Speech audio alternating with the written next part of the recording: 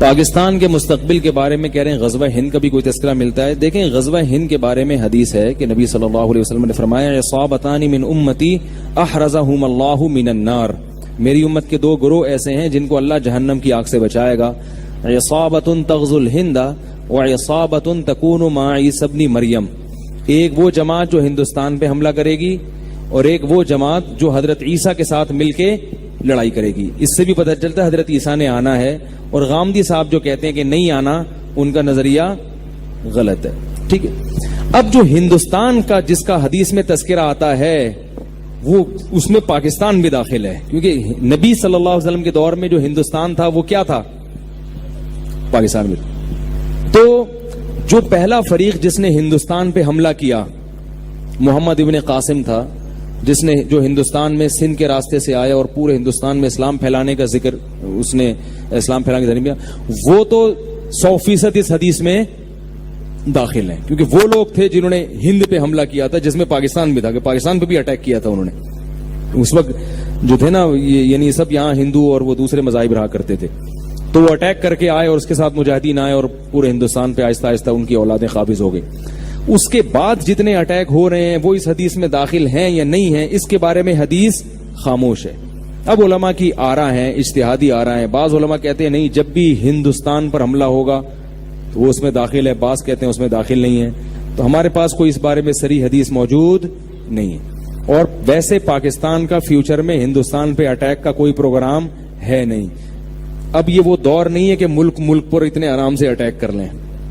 دونوں ایٹمی طاقت ہیں, ایٹم بم کھیلنا, انڈوں سے کھیل سکتے ہو, اور تم مجھے انڈا مارو میں تمہیں انڈا مارتا ہوں. برسات میں کھیلتے ہیں نا لوگ, ٹماٹروں سے کھیلتے, تم مجھے ٹماٹر مار. اب یہ نہیں ہوتا کہ تم مجھے ایٹم بم مارو اور میں تجھے اٹھا کے بم ماروں. دونوں ایٹمی طاقت ہیں, دونوں یہ غلطی کبھی نہیں کرتے. اب جو جنگیں ہوتی ہیں وہ سرد جنگ ہوتی ہے, معاشی لحاظ سے اندر کھوکھلا کر دو, اندر تحریکیں کھڑی کرو کہ یہ ٹوٹ جائیں. تو اب ہندوستان پر پاکستان حملہ کر کے ہندوستان پہ قبضہ کر لے, ایسا نہیں ہو سکتا. اسباب کی دنیا میں یہ نہ پاکستان کرے گا اور نہ انڈیا ایسی حماقت کرے گا کہ پاکستان پہ حملہ کرے. اب یہ ہو رہا ہے کہ ایک دوسرے کی جڑیں کھوکھلے کرنے میں. اگر انڈیا میں عقل ہوئی تو وہ پاکستان سے بنا کے رکھے گا کہ دوستی کر لو ان سے, جھک جاؤ ان کے سامنے. لیکن ان کے سیاسی حکمرانوں میں بصیرت نہیں ہے, اور جو متعصب ہندو ہیں نا ان میں بصیرت نہیں, وہ مروا رہے ہیں اپنی قوم کو, پٹوا رہے ہیں. وہ عام ہندوؤں کا بھی جنازہ نکال رہے ہیں اور مسلمانوں کو بھی مروانے کی کوشش کر رہے ہیں, پورا ہندوستان کو.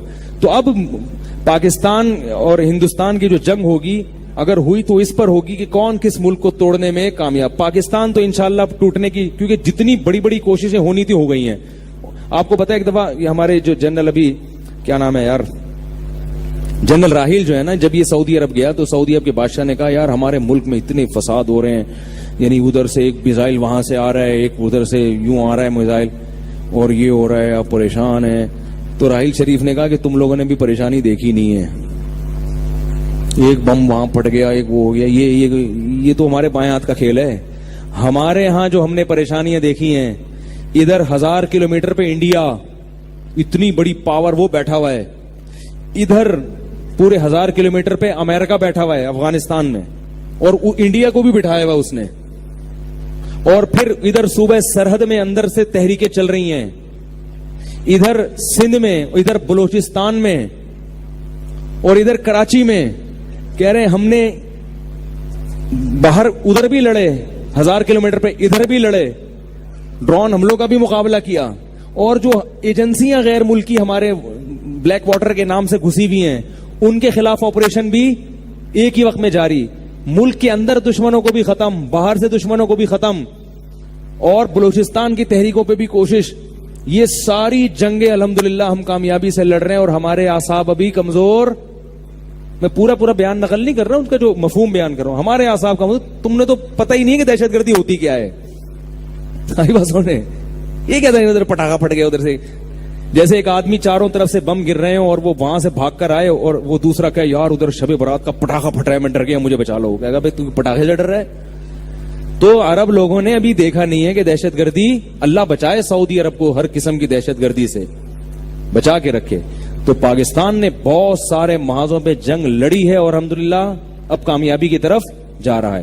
تو اب الحمدللہ کوئی ایسی سازش پاکستان کے خلاف اللہ کی رحمت سے پوری امید ہے مستقبل میں نہیں ہو سکتی جو پاکستان کو توڑ دے. اب نہیں ہو سکتی انشاءاللہ. تو اب جو ہے نا انڈیا پاکستان کا کچھ نہیں بگاڑ سکتا. اور میں نے بتایا آپ کو پاکستان نے اب تمیز سے بات کرنا. آپ نے دیکھا جنرل مشرف کا بھی بیان سنا ہے, ایک انڈیا کے ایک اینکر نے کچھ الٹی سیدھی باتیں کی کہ ایک وادر بن رہا ہے, پاکستان چائنا کا غلام بن رہا ہے اور یہ ہو رہا ہے. تو وہ کیسا جواب دیا ہے, چند سال پہلے تک پاکستان آرمی کا کوئی ریٹائر آفیسر اس طرح سے انڈیا سے بات نہیں کر رہا تھا, یہ سٹائل نہیں تھا. اب پاکستان کی ٹون الحمدللہ, بھائی جب آپ محلے کے دادا بنتے ہو تو آپ کی ٹون چینج ہو جاتی ہے.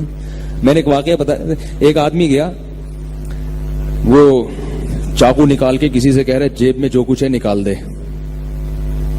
اس نے جیب سے بندوق نکال لی. جیب سے کیا نکال لیا؟ بندوق. تو اب ٹون کس کی چینج ہوگی؟ اب کہہ کہ تیری جیب میں جو کچھ ہے تو نکال.